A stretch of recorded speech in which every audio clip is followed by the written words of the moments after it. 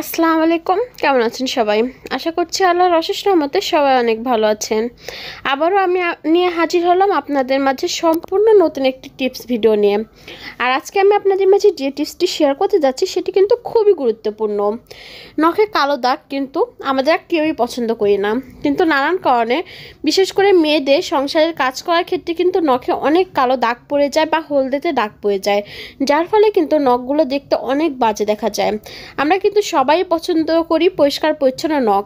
নখের থেকে কিন্তু আমাদের খাবারের সঙ্গে জীবাণু গিয়ে আমাদের পেটে এবং শরীরে নানান ধরনের সমস্যা দেখা দিতে পারে।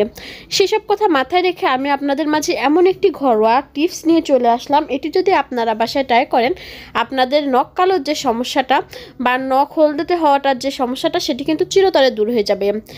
এবং এর মধ্যে আমি বলে দিব কিভাবে আপনাদের নখকে আপনারা সতেজ এবং মজবুত রাখতে পারেন। তো এই টিপসটি কিন্তু আমি তৈরি করেছি ঘরে থাকা মাত্র কয়েকটি উপকরণ দিয়ে। সেগুলো কিন্তু সবসময় আমাদের হাতের নাগালে পাওয়া যায়, বলা যায় 1 থেকে 2টি উপকরণ দিয়ে কিন্তু এই টিপসটি ফলো করা সম্ভব। তো চলুন দেরি না করে সব ধাপগুলো দেখে নেওয়া যাক। তো সবার প্রথমে যেটি করতে হবে, তার জন্য লাগবে নর্মাল যে টেম্পারেচার যে পানিটা আছে সেটি। এখানে কিন্তু পানির সঙ্গে আমি আর অন্য কিছুই মেশাইনি, সাধারণভাবে যে পানিটা থাকে সেই খাবার পানি, সেই পানিটা কিন্তু আমি নিয়ে নিয়েছি। এরপরে যেটা করতে হবে, যে নখটা আপনার পরিষ্কার করবেন, অর্থাৎ হাতের বা পায়ের যে নখটাই হোক না কেন, সেই নখটা এরকম পানিতে 5 থেকে 7 মিনিট এরকম ভিজিয়ে রাখতে হবে, যাতে করে নখের উপরে যে ময়লাটা আছে সেটি যাতে নরম হয়ে যায়। এখানে আমি ছোটো পাত্রটা ব্যবহার করে আপনাদেরকে দেখিয়ে দিচ্ছি। আপনারা যখন বাসায় ট্রাই করবেন অবশ্যই কিন্তু এর থেকে বড় পাত্র নিয়ে, আপনাদের নখটা যেন পুরোপুরিভাবে ডুবে থাকে এরকম একটা পাত্র নিয়ে কিন্তু এই টিপসটি ফলো করবেন। যখন পায়ের ক্ষেত্রে করবেন তখন কিন্তু পাত্রটা আরও একটু বড় রাখতে হবে, যাতে করে পাটা সেটির মধ্যে আটে। তো এরপর চলে যাব রেমেডি তৈরি করতে। রেমেডি তৈরি করতে প্রথমে যে উপকরণটি লাগবে সেটি হচ্ছে, এখানে ব্যবহার করেছি টুথ পাউডার। তো এখানে আমি টুথ পাউডারটা ব্যবহার করেছি।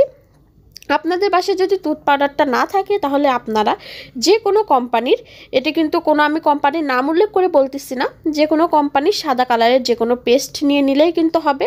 এখানে কিন্তু কোনো বাধ্যকতা নেই, যে কোনো কোম্পানির সাদা পেস্টটা নিয়ে নিলেই কিন্তু হবে।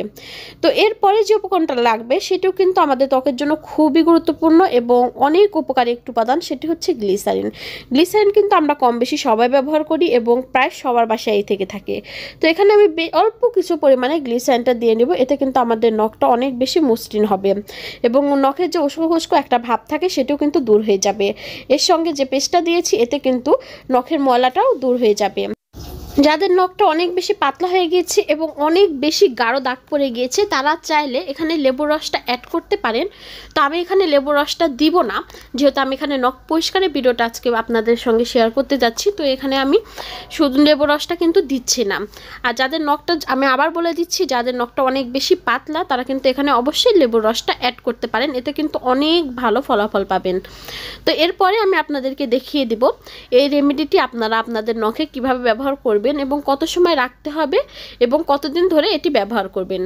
তো প্রথমে যেটি করতে হবে, এই রেমেডিটি আপনাদের হাতের উপর বা পায়ের নখের উপর যেখানেই অ্যাপ্লাই করেন না কেন, তার জন্য আমি তো প্রথমেই দেখিয়ে দিয়েছি নখগুলো কিভাবে 5 থেকে 7 মিনিট পানিতে ভিজিয়ে রাখতে হবে।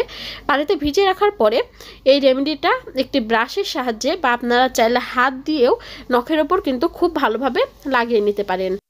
অনেকেই কিন্তু নখটা বড় রাখতে পছন্দ করে, তারা যখন এই পদ্ধতিতে নখটা পরিষ্কার করবে তারা কিন্তু অবশ্যই নখের নিচের পাশটাতেও এই রেমেডিটি লাগিয়ে দিতে হবে, তাহলেই কিন্তু খুব ভালোভাবে পরিষ্কার করা সম্ভব হবে। অনেকেই কিন্তু এই নখ পরিষ্কার করার ক্ষেত্রে নেল পালিশটা ব্যবহার করতে চায় বা নখ ময়লার কারণে কিন্তু নেল পালিশ দিয়ে সে নখটা ঢেকে রাখতে চায়। তো আমরা যারা মুসলিম আছি তারা যেহেতু নামাজ কালাম পড়তে হয়, তো নামাজ পড়ার ক্ষেত্রে কিন্তু নখে যদি নেল পালিশ থাকে সেক্ষেত্রে কিন্তু অজুটা হয় না। আর তাছাড়া সবসময় নেল পালিশ দিয়ে হাতে দিয়ে রাখলে কিন্তু নখেরও অনেক ক্ষতি হয়। তো সেক্ষেত্রে আমি বলবো এভাবে নখটা পরিষ্কার করে নেওয়াই কিন্তু সর্বোত্তম। তো এরপরে যেটি করতে হবে, এইভাবে এই রেমেডিটি আপনার নখের উপর রেখে 5 মিনিট রেখে দিতে হবে। এখানে আমি বারবার বলে দিচ্ছি 5 মিনিটই রাখতে হবে, এর বেশি কিন্তু রাখার কোনো দরকার নাই। এরপরে ওই সেম ব্রাশ দিয়েই কিন্তু নখটা খুব ভালোভাবে পরিষ্কার করে নিতে হবে। তবে এখানে মাথায় রাখবেন যে ব্রাশটা দিয়ে আপনি আপনার নখটা পরিষ্কার করে নেবেন সেই ব্রাশটা কিন্তু অবশ্যই পরিষ্কার হতে হবে। একদমই কিন্তু ময়লা পরিষ্কার করার জন্য যে ব্রাশ ব্যবহার করেন সেটি কিন্তু ব্যবহার করলে হবে না। এখানে কিন্তু অবশ্যই আপনারা চেষ্টা করবেন একটি পরিষ্কার পরিচ্ছন্ন ব্রাশটা ব্যবহার করার, বা আপনার ব্রাশটা যদি অনেক দিন ধরে ব্যবহার করার পুরাতন ব্রাশ হয়ে থাকে, সেক্ষেত্রে কিন্তু আপনারা একটু স্যাভলন পানি দিয়ে ব্রাশটা ক্লিন করে নিতে পারেন, সেক্ষেত্রে কিন্তু আর কোনো সমস্যা হবে না। তো এখানে দেখুন আমি নখটা কিন্তু একটি ব্রাশের সাহায্যে খুব ভালোভাবে পরিষ্কার করে নিয়েছি।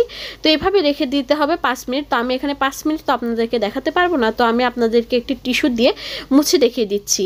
আপনারা 5 মিনিট রাখার পরে কিন্তু কখনোই টিস্যু দিয়ে মুছতে যাবেন না, আপনারা যে নর্মাল যে পানিটা আছে সেই পানি দিয়ে কিন্তু ধুয়ে নেবেন, তাহলেই কিন্তু হয়ে যাবে, আর কিন্তু কিছুই করতে হবে না। এভাবে যদি আপনারা সপ্তাহে 3 থেকে 4 দিন ব্যবহার করেন, তাহলে কিন্তু আপনাদের নখের উপরে কোনো হলদেটে দাগ পড়বে না বা কালচে দাগ পড়বে না, বা নখের ভিতরের যে ময়লাটা সেটি কিন্তু কখনোই পড়বে না। আর যারা রান্নার কারণে অনেক বেশি দাগ পড়ে যায়, তারা কিন্তু এই টিপসটি সপ্তাহে আরও 2-1 দিন বেশি করতে পারেন, সেক্ষেত্রে কিন্তু আরও ভালো ফলাফল পাবেন।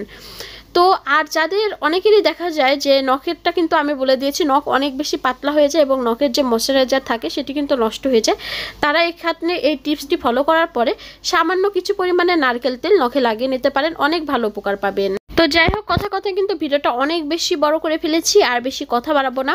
আমার আজকের টিপসটি আপনাদের কাছে কেমন লেগেছে আশা করছি সবার কাছে অনেক ভালো লেগেছে এবং সবাই এই টিপসটি ফলো করে অনেক উপকার পাবেন। আজ এই পর্যন্তই, সবাই ভালো থাকবেন, সুস্থ থাকবেন, আল্লাহ হাফেজ।